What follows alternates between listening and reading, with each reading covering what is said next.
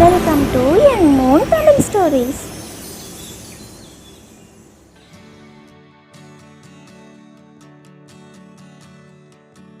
முன்னாடி எபிசோட்ல அலாதீன்கிட்ட African magician night டின்னருக்கு வரேன்னு சொல்லியிருந்தாரு. அதனால அலாதீன் அம்மா அவருக்காக உணவு தயார் செஞ்சுட்டு இருந்தாங்க. அலாதீனும் அம்மாவும் அவர் வருவாரா இல்ல வரமாட்டாரான்னு யோசிக்கிறப்போ கதவு தட்டுற சத்தம் கேட்டது. அலாதீன் கதவை திறக்க போனான். அங்க மந்திரவாதி கூட நிறைய பழங்களை வாங்கி வந்தான். உள்ள நுழைஞ்சதும் அம்மாக்கு வணக்கம் வச்சுட்டு அலாதீன் அப்பா உட்கார்ந்திருந்த சோஃபாவை பார்த்து தன்னோட அண்ணா இங்க தானே உட்கார்ந்திருந்தாருன்னு சொல்லி முத்தமிட்டு சோகமலைய பொழிஞ்சான்.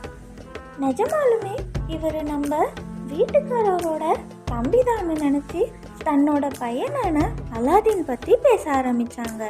அலாதீன் பொறுப்பில்லாம தெருவில் இருக்கிற ஃப்ரெண்ட்ஸோட விளையாடுறத பத்தி சொன்னாங்க. உடனே மந்திரவாதி அலாதீனை என்கிட்ட விட்டுருங்க, நான் பார்த்துக்கிறேன், பொறுப்பான பையனாவும் ஒரு பிரகாசமான எதிர்காலத்தை அமைச்சு தரேன்னு சொன்னாரு. அலாதீனுக்கு துணிக்கடை அமைச்சு தரேன்னு சொன்னான். அலாதீனும் ஆர்வமா மண்டையாட்டினான்.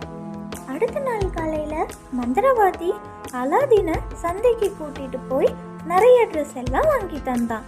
மந்திரவாதியோட நம்பிக்கையான வார்த்தையெல்லாம் கேட்டு அலாதீன் முழுசா நம்பி ரொம்ப சந்தோஷமா உணர்ந்தான். ஆனா அலாதீனுக்கு தெரியல இது ஒரு சூழ்ச்சின்னு.